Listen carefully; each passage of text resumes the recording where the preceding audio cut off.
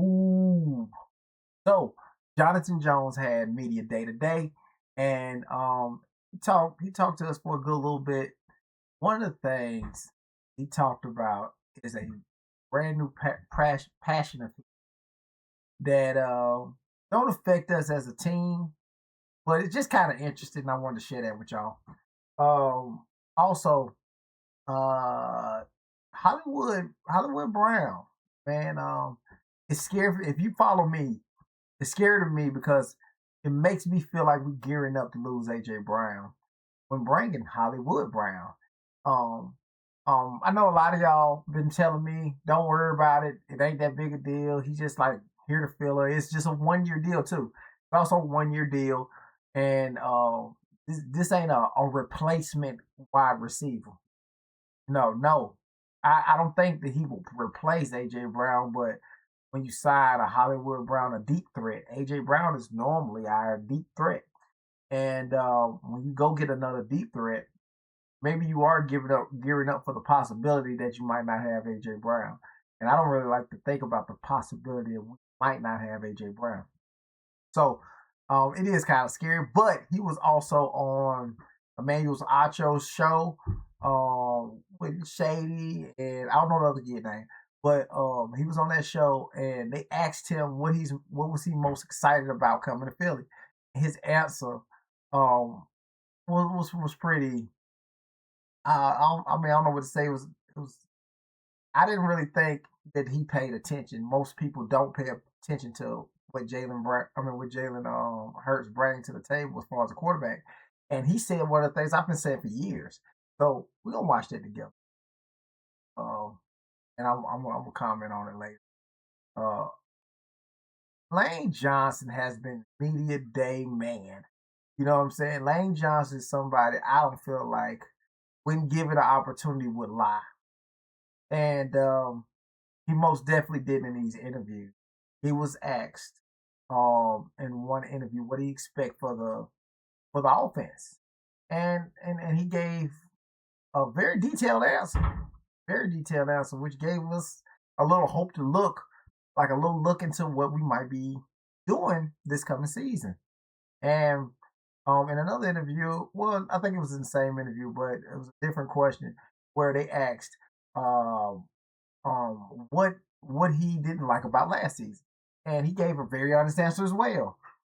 And I think I think for everybody who was blaming, well, the blame was being shifted back and forth, this and that. This kind of opened up the perspective about what was really going on, and we're gonna watch it all together. So let's get it. Yeah, I done fell so many times, but I got back up. I've been drugged through the mud, like it ain't been enough. I'm still going, still going, still going, still going, still going, still going, still going, still going. And I done felt so much pain that I wanna give up, but I can't stop now, cause I've been through too much. I'm still going, still going, still going, still going, still going, still going, still going, still going. All right, man. Jonathan Jones, man, is a Philadelphia Eagle corner, and I think he can come in and bring. He is reunited with Mike Pellegrino, and he played very well under Mike Pellegrino. He talked about that in the media day. He also brought up a kind of crazy skill that he got or that he got into, and take a look at the video. I guess to the aviation, found a little passion for aviation a few years back, and flew up here today for signing. And so it's something a little hobby of mine that I enjoy doing. We'll go to Zach and then Christian. Yeah, the man can fly. He a pilot. He a pilot. Flew up to Philly himself, landed himself. You know what I'm saying? So I mean, I think that's pretty impressive. One thing that I like about this side is he brings a whole lot of knowledge. The man 31 played in some very, very good defenses. And he played corner at a high level for a while. You know, so he knows some tricks. You know, he's kind of like Slay. Slay came to us, and though I didn't like some of the things that Slay wasn't capable of, that he was, you know, I wouldn't say he wasn't capable of doing, but the decline of Slay. Like he regressed gracefully.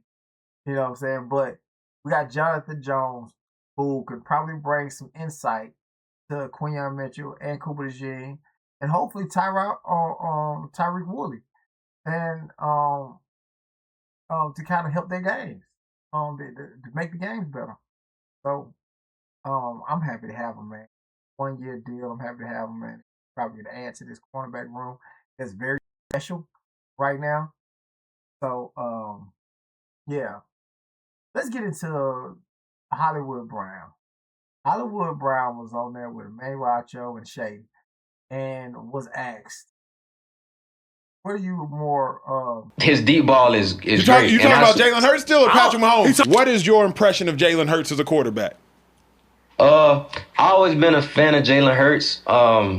From even his story back at Alabama. I mean, I took the long road to where I got, so I always root for guys that went on that journey, you know. And when he came to Oklahoma was when I was coming into the league, and I was considering staying in school to play with him. When he got into the league and just seeing the adversity he'd been through and being across that sideline Super Bowl and seeing how calm, collected, dialed in he was and the throws he was making, you get back to home and you get on the TV and you see people saying what he can't do.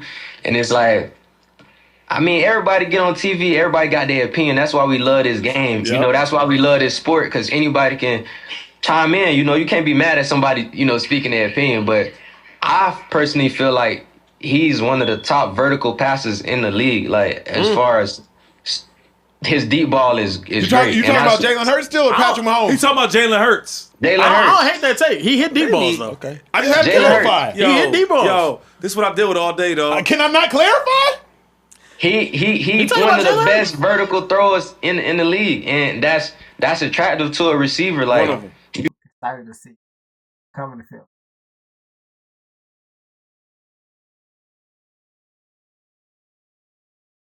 I don't know what Emmanuel Acho has against Hurts. It's starting to seem as he really got a problem with this man. You know, let me know if I'm tripping, man, because he was clearly talking Hurts when he made comment. And then who we talking about? Patrick Mahomes? Like, it's crazy. What is it like? Does his wife think he cute or something? I don't know. Emmanuel Acho, you starting to get like who was that on ESPN? Some guy on ESPN like really don't like Jalen Hurts. Jalen ain't got nothing to do with why he don't like him. But man, Acho starting to get on that level. You know, he coming up with reasons to start up or we hate Jalen type thing, and like he loved to see Hurts not doing well. You know what I'm saying? He was one of the first persons to pick out or point out that Jalen Hurts was missing people wide open. Oh, he wide open. Look at you, got to make that pass. Oh, you got to see that guy. Like, he was one of the first people to start it. Like, though that's a part of a man's job, you're just too happy about talking about it. You know what I'm saying? So, come on, Acho, man. Stop hating, bro. Stop hating. That's crazy. You hating against somebody who don't give you not a time of day. All right.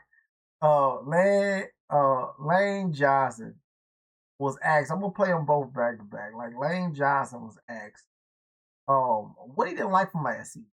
What was it like last season? What he trying to get back?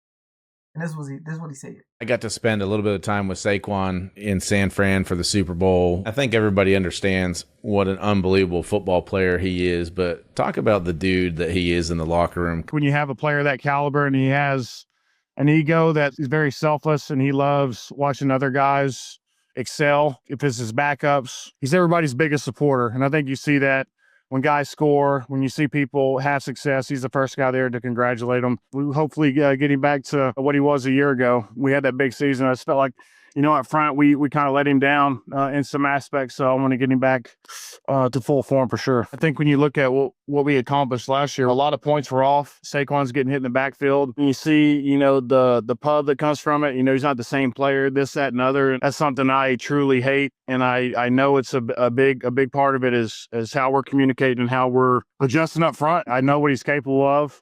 I know what we're capable of. And whenever we're not, you know, putting that stuff out there on film, it's frustrating.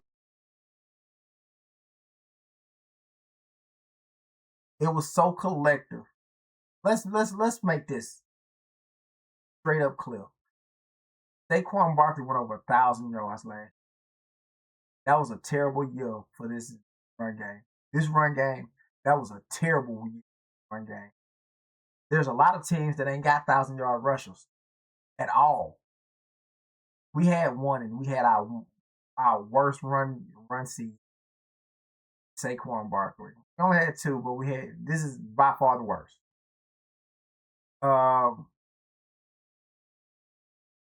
Saquon had a hand in why it wasn't that great, why we weren't hitting enough homers.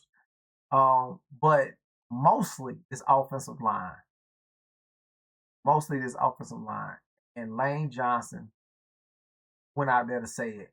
What everybody was already talking about. A lot of people wouldn't say it. I think Jordan Mailata said it, but outside of him, Lane Johnson, nobody else would say they the reason why the run game ain't moving. So, man, Lane, that's a real one right there. He said exactly what we already knew. You know what I'm saying? So, second, the next question they asked him was, what can we expect from this offense? And this is what he said. What are you fired up about going into this next year 14? Yeah, I'm excited about this new system. I think it has some Shanahan implements in it, and I think it'll be maybe easier on the edge for Jordan and I. So maybe not as much isolation. And, when you run some wide zone like the 49ers and if the guy comes under you, you're not worried about it. You just keep going.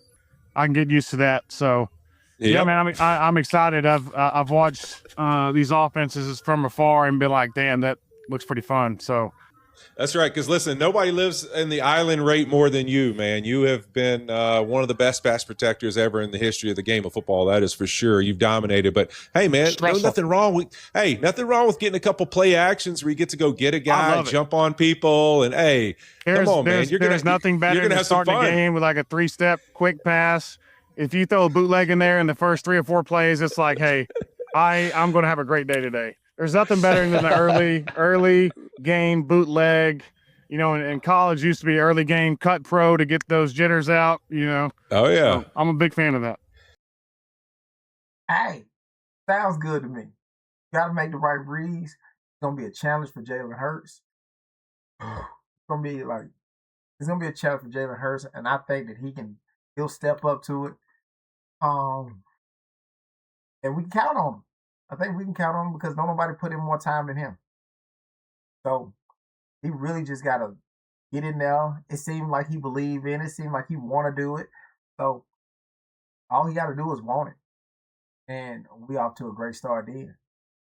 But scheming up something to get open, that's going to be the biggest part about it.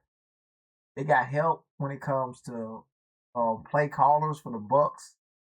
The play caller from the Bucs, who's the offensive coordinator for the Bucs, he got help just in case, he ain't calling stuff the right time. He should be calling stuff. He has a great mind for football, and he's a former quarterback. He's gonna make it simple. So, I can't wait for the year to kick off, man. I'm excited to see what's coming. So, let's go Birds, man. Yeah.